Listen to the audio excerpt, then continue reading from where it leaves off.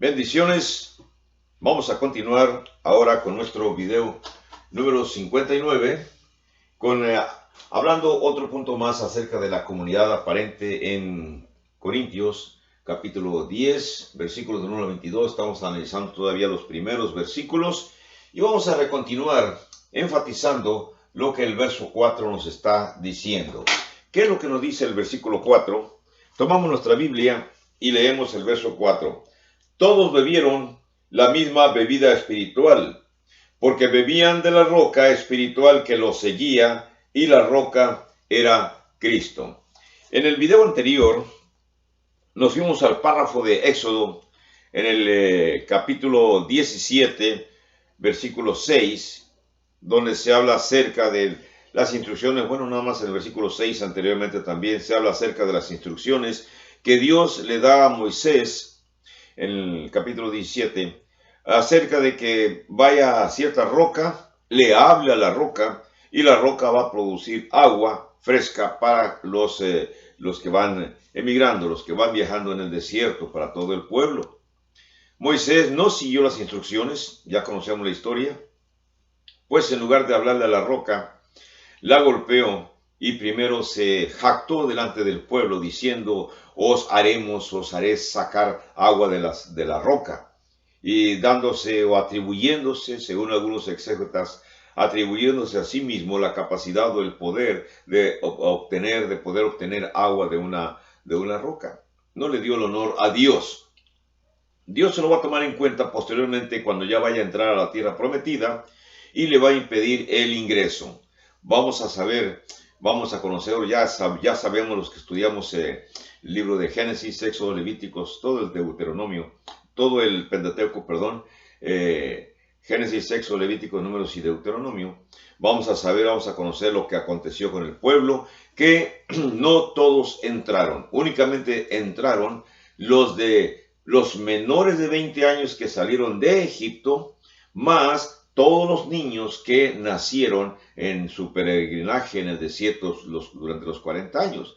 Lo que nos dice que el mayor de edad que pudo haber entrado a la tierra prometida fue más o menos de algunos 59 años. Y los únicos dos que eran mayores eran Josué y Caleb, a quienes sí se les permitió entrar a la tierra prometida, por aquella circunstancia que aconteció cuando vinieron a reconocer la tierra, y mientras un grupo numeroso de las tribus, vamos a decir 10 tribus, los representantes de 10 tribus dijeron que había muchos gigantes que no podían vencer, Josué y Caleb impulsaron al pueblo y dijeron que sí, que con la ayuda de nuestro Jehová, la ayuda de nuestro Dios, podremos vencer a esos gigantes. Bueno, historia que ustedes ya conocen.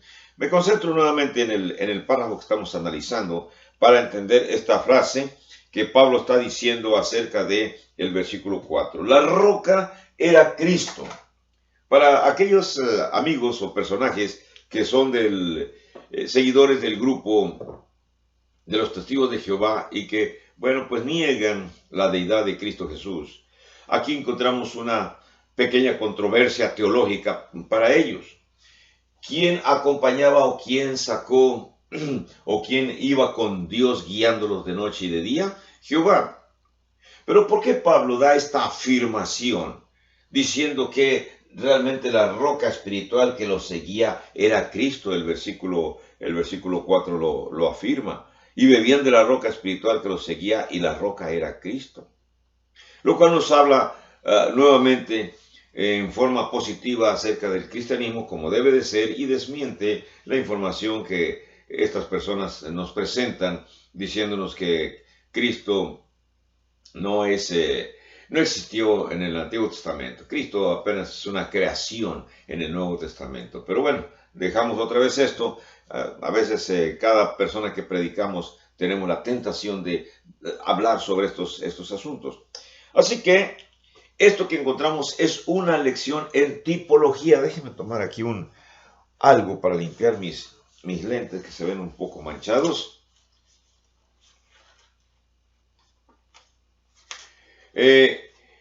Nos habla acerca de la tipología, que es una vamos a decir, es encontrar a Cristo en aspectos que se presentan en el Antiguo Testamento. Tipos de Cristo. Cuando hablamos aquí de la roca, verso 4, que era Cristo, nos dice que Cristo fue el que acompañó a Israel en el desierto. Así que, ¿quién acompañaba realmente al pueblo judío? Jehová. Pero Pablo, con su capacidad de apóstol, que no va a mentir, puesto que tiene la instrucción de Dios, dice que era Cristo quien les daba de beber al pueblo en el desierto. El texto nos dice que fue Cristo. Así que Cristo los alimentó. Cristo los acompañó en el desierto. Cristo era la roca que los seguía en el desierto. Cristo era su fortaleza en el desierto. Así que podríamos alguien decir que entonces los judíos realmente ya eran cristianos, puesto que Cristo los acompañaba en el desierto. No nos vamos hasta ese extremo. Pero si Pablo está afirmando que Cristo los seguía, no vamos a contradecir a Pablo, a menos que si usted prefiere seguir sus propias creencias, sus propios pensamientos o la teología de sus líderes, de sus guías espirituales. Esa es una cuestión suya y usted es muy libre de no aceptar lo que la Biblia está diciendo. Así que él fue el que los alimentó, y lo cual es una declaración. No vamos a decir que es una declaración muy atrevida de Pablo, sino que es una declaración clara, una declaración acerca de la preexistencia de Cristo, de la preexistencia de Jesús. Para aquellos que lo niegan, podemos utilizar esta información para contrarrestar esa negación de estas personas. Por eso, ¿quién fue el que cuidó, el que alimentó, que protegió a la comunidad en el desierto de Sinaí? Cristo. Y ese Cristo es el mismo que cuida la comunidad, o que entiende súper bien, súper excelentemente a la comunidad de los corintios que están recibiendo esta carta. Y que por lo tanto también este mismo Cristo es el que entiende a la comunidad espiritual que se encuentra en el desierto del mundo. Cuando hablamos del desierto del mundo es una metáfora hablando acerca de el mundo de pecado que existe en el mundo. Es un desierto para todos los cristianos. Entonces, ¿quién entiende el pensamiento, la idea, el hacer de los cristianos que existimos en el mundo, rodeados de una gran cantidad de situaciones provocadoras que hacen que muchos cristianos caigan en pecado? Bueno, el que nos guía, el que nos cuida, que nos sostiene, que nos protege, es nuestro Dios, es nuestro Señor Jesucristo. Cristo es Dios. No es una afirmación cualquiera lo que se está diciendo. Así que tenemos esta cuestión.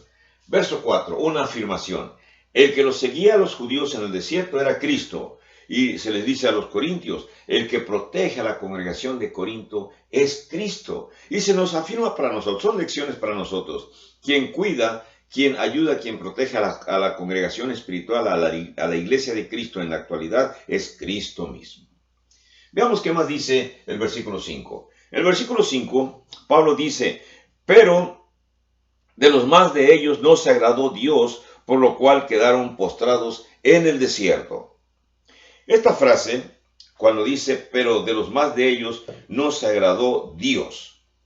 No se agradó Dios, quisiera poner una palabra griega, no tengo espacio aquí, es la palabra griega eudokeo, que significa precisamente no gustarle, no satisfacerles, no estar contento, no estar satisfecho con estos personajes. Dios no les agradó, a Dios no le agradó la actitud de estas personas.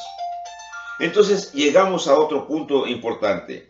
La religión pura en el desierto, en Corinto y en la actualidad no depende únicamente de la iniciación que tiene la persona.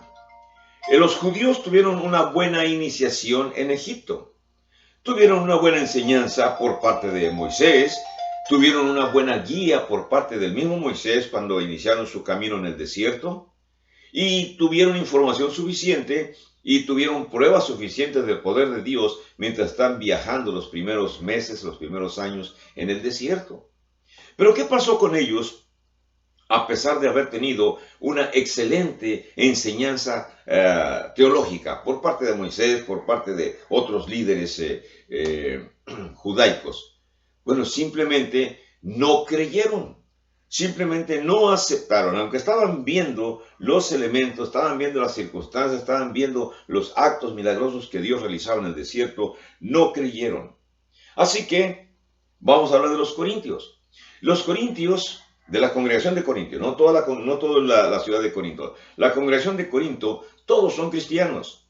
Todos oyeron el Evangelio, tuvieron buenos instructores, todos confesaron que Jesús era el Hijo de Dios, todos se bautizaron y cuando ya continuaron su vida, no todos se mantuvieron firmes. Y entonces surgió ese grupo de la iglesia aparente y la iglesia verdadera. La iglesia aparente eran los que por nombre tenían o se autonombraban cristianos, pero la iglesia verdadera era los que practicaban el cristianismo. ¿Les suena a ustedes raro esto? Bueno, es una aplicación para nuestra época también. Todos los que somos de la iglesia de Cristo nos hemos bautizado obedeciendo el Evangelio. Oímos el Evangelio, creímos en el Evangelio, aceptamos que Cristo Jesús es el Hijo de Dios, prometimos ser fieles hasta la muerte cuando nos bautizamos y una vez que salimos de las aguas bautismales, todavía seguimos vivos algunos. Pero ¿qué pasa en ese lapso de tiempo desde que nos bautizamos hasta el momento de nuestra muerte? Satanás sigue atacando. Es mentira que digamos que Satanás anda buscando a la gente del mundo para llevárselos. La gente del mundo ya está con Satanás. Satanás anda buscando a los cristianos. Anda buscándolo a usted, si usted es una persona fiel. Me anda buscando a mí, si yo soy una persona fiel. Pero los que ya son cristianos falsos, los que son religiosos que presentan unas grandes multitudes y hablan excelente, pero allá en su vida privada tienen problemas morales. Este tipo de personas, ya Satanás no los anda buscando, ya son de él. Porque va a buscar Satanás a alguien que es de él mismo. Satanás anda buscando, quiere conquistar a los que no son de él o a los que lo hemos abandonado. Porque la mayoría de los cristianos éramos del mundo y hemos abandonado las prácticas satánicas o prácticas inmorales, prácticas de seguir a las cosas que a Satanás le agradan, las hemos dejado por seguir a nuestro Señor Jesucristo. Así que, una vez que nos convertimos, tenemos una gran lucha siendo cristianos y todavía no hemos muerto. Tenemos una lucha espiritual en ese lapso de vida que todavía nos queda. Así que, la religión verdadera no es nada más el acto o el hecho de ser cristiano, es practicarlo. No basta tener un buen comienzo, sino necesitamos la continuidad, necesitamos continuar. Ahora, los judíos recibieron una instrucción. ¿Cuál fue la instrucción que recibieron para que fueran reconocidos como hijos de Dios? La circuncisión. Entonces ya la circuncisión los identificaba como hijos de Dios, los identificaba como judíos, pero espiritualmente la mayoría de ellos quedaron tendidos en el desierto y siguen quedando tendidos todavía en el desierto de su incredulidad. Así que la circuncisión es un buen comienzo, pero no los va a llevar a un buen final porque no es suficiente. Necesitan mantenerse fieles y firmes, necesitaron mantenerse fieles y firmes en su judaísmo y actualmente el judaísmo ha sido desechado y el cristianismo ha sido instaurado. Aquel judío que quiera ser salvo tendrá que ser cristiano. Pero ahora como cristiano, ¿qué se nos dice a nosotros que debemos hacer para poder obtener el perdón de nuestros pecados? Obedecer el Evangelio a través de las aguas bautismales. Entonces, ¿eso es suficiente? No, esa es una circuncisión del corazón. Pero no es suficiente, sino que el asunto del cristianismo envuelve el corazón del hombre. Bueno, el corazón del hombre continuamos utilizando esa frase, pero en realidad se refiere a la mente del ser humano. Cuando el ser humano con toda su mente se entrega al Señor y razonadamente prefiere ser cristiano, no usando los sentimientos o las emociones, sino el razonamiento, entonces eso es lo que envuelve un verdadero cristianismo. Ahora, en la libertad, en el desierto, Israel se quejó constantemente. ¿Estaba libre? Exacto, sí estaba libre. Pero ¿qué fue lo que sucedió? Según el versículo 5, dice, de los más de ellos nos agradó Dios. ¿Por qué nos agradó Dios de ellos? y por lo cual quedaron postrados en el desierto. ¿Qué pasó? En el libro de Números 14, déjenme leerles ese párrafo. En el libro de Números 14, déjenme ver, capítulo 14, versos 29 al 30. Muy bien. Lo leemos y veamos aquí lo que sucedió respecto a el asunto de las palomas de la carne. Dice el 14 del 29, dice aquí 14 del 29 al 30. Dice así: en este desierto caerán vuestros cuerpos, todo el número de los que fueron contados de entre vosotros de 20 años arriba, los cuales han murmurado contra mí. Vosotros a la verdad no entraréis en la tierra por la cual alcé mi mano, y juré que os haría habitar en ella, exceptuando a Caleb, hijo de Jefone, y a Josué, hijo de Nun. ¿Qué había sucedido con ellos en el desierto por lo cual Dios se molestó? Hablamos acerca de el alimento que ellos deseaban. Ellos deseaban comer carne, ellos anhelaban muchas cosas, anhelaban los berros, anhelaban los ajos, anhelaban las cebollas, anhelaban la agricultura de Egipto, anhelaban los alimentos, las carnes asadas en Egipto, y Dios les menciona, bueno, les voy a dar carne hasta que revienten, y sabemos que mandó traer codornices y el pueblo se alimentó hasta que vomitó. El texto bíblico menciona que hasta por las orejas. Sabemos que no es así, pero la cuestión es que comieron hasta hartarse y Dios los castigó. Constantemente los castigaba allá en el desierto. Por eso, ya somos cristianos. Los corintios son cristianos. Y en su libertad como cristianos, ¿qué cosa hacen los corintios ahí en la congregación? Se quejan, se lamentan posiblemente de las reglas que el liderazgo cristiano en Corinto les ha dicho.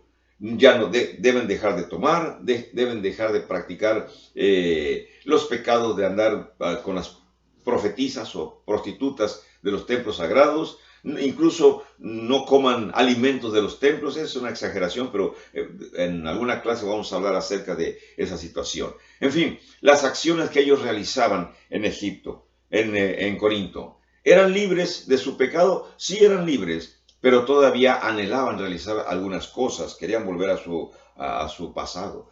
Apreciaron los corintios la libertad que Dios les dio, la intención de Dios de llevárselos con Él. No lo apreciaron. Como en esta actualidad, muchos no apreciaron. Así como los judíos quisieron regresar a Egipto y literalmente, vamos a hablar espiritualmente, regresaron cuando construyeron el becerro de oro y cuando se quejaron por la cuestión de la carne, y Moisés se queja con Dios y les dice, bueno, me has dado, ¿qué soy la mamá de ellos para alimentarlos? Este pueblo que me has dado que cuides es un pueblo rebelde. Y Dios molesto dice, no te preocupes, les vamos a dar lo que ellos piden. Así que los cristianos de Corinto no apreciaron su libertad en Cristo. Los judíos en el desierto no apreciaron su libertad en Dios y querían volver a la esclavitud allá en Egipto, aunque fueran esclavos, pero iban a tener comida suficiente para engordar. Así que lo hicieron, regresaron a Egipto, sí, regresaron en su pensamiento. ¿Y ahora qué hizo Dios? En el mismo versículo 5 nos dice la siguiente acción, dice, pues quedaron tendidos, dice el verso 5, dice, por lo cual quedaron postrados o tendidos en el desierto. Estas situaciones de quedar tendidos es una catástrofe, y de hecho la palabra tendidos se escribe catastronumi, que significa tendidos, esparcidos, espolvoreados, derramados. Israel en el desierto fue derrotado. Fue derrotado por su actitud posterior a su salvación, por su actitud posterior al acto, de ser rescatado de Egipto, su comportamiento para con Dios. Fueron rechazados. Ahora bien, ¿de qué estamos hablando? ¿De que Dios castiga aún a su propia gente cuando su propia gente es rebelde? Así que si usted piensa que nosotros los cristianos ya estamos exentos del castigo de Dios, quítese ese pensamiento. Nosotros mismos como cristianos si no nos mantenemos fieles hasta la muerte, también seremos rechazados por Dios. Así como el pueblo judío fue castigado por el propio Dios, también el pueblo cristiano, si no se mantiene fiel, será castigado por el propio Cristo, por nuestro propio Dios. ¿Por qué causa vamos a ser o podemos ser castigados nosotros? Según la lección que Pablo está dando a los corintios, es interesante notar la cuestión de la obediencia. Bueno, la experiencia, la desobediencia que los judíos practicaron en el desierto fue causa suficiente para ser desechados. Así que esta historia, narrada en el Antiguo Testamento, nos enseña, nos da varias lecciones que son importantes para nosotros. Y de hecho, al ser importantes para nosotros en esta época, de hecho, el mismo Pablo va a mencionar esto en el versículo 6. En el versículo 6, déjeme iniciarlo. Versículo 6, encontramos otra circunstancia importante aquí. ¿Qué cosa es lo que encontramos en el versículo 6? Lo que encontramos es esta frase, mas estas cosas sucedieron, dice el texto, mas estas cosas sucedieron. Verso 6 dice, como ejemplo para nosotros. Esta frase, que es interesante en el verso 6, dice el texto, mas estas cosas sucedieron como ejemplos, y no un ejemplo, muchos, ejemplos para nosotros, para que no codiciemos cosas malas como ellos codiciaron. Entonces, ¿qué significa esta cuestión? Miren, la palabra ejemplos es la palabra tupos, que indica un golpe macizo para dejar una huella, una marca, un sello. Un tupos, un golpe. Sucedió para nosotros. ¿Y cómo es para nosotros? Bueno, Pablo está hablando en un tiempo posterior a estos sucesos. He dicho a ustedes varias veces que para poder entender el Nuevo Testamento, tener una comprensión completa del Nuevo Testamento, tenemos que hacer un retroceso a estudiar el Antiguo Testamento, un viaje al pasado. Cuando nosotros analizamos o estudiamos las cosas del Antiguo Testamento, podemos encontrar las normas, reglas, lecciones o aplicaciones para nosotros en esta época. E incluso si ya estamos viviendo en la época posterior al Nuevo Testamento, estamos exactamente en esta época. ¿Qué tenemos que hacer? Bueno, nosotros desde aquí tenemos que regresar al Nuevo Testamento si lo amerita, o regresar también al Antiguo Testamento si lo amerita. Estos viajes exegéticos, estos viajes al pasado para investigar, son los que nos ayudan a comprender y aplicar las normas neotestamentarias. Cuando una persona no practica estas reglas, estas normas, la exégesis en las formas más sencillas o más avanzadas según la capacidad de cada uno, tenemos problemas de interpretación. Y vamos a darles interpretaciones a los párrafos bíblicos que en ocasiones no son las adecuadas por falta de investigación. Entonces necesitamos, y vamos a transmitir conocimiento, necesitamos instruirnos lo más que podamos. No vamos a ser genios de la teología, pero sí vamos a ser personas que necesitamos investigar. Y estas frases que nos está hablando, nos habla acerca de lo necesario que es esta cuestión. La frase griega, donde dice, el verso 6, dice, para que no codiciemos cosas malas como ellos codiciaron. La palabra codiciar es la palabra griega epitumitis, que significa un deseo fuerte, un anhelo grande por algo, que aunque sea incorrecto, pero eso es lo que es epitumitis, un deseo grande, una codicia grande. ¿Cuál fue la experiencia de Israel? Bueno, la experiencia de Israel es una lección para la iglesia de Corinto y es una lección para la iglesia de nuestra época. Para todas las iglesias, todas las congregaciones de cada época y de cada tiempo es una lección. ¿Qué cosa o qué lecciones podemos encontrar en esto que estamos mirando ahorita? Bueno, las lecciones las vamos a mirar en nuestro video número 60. Que la pase bien, tenga usted bendiciones. Hasta luego.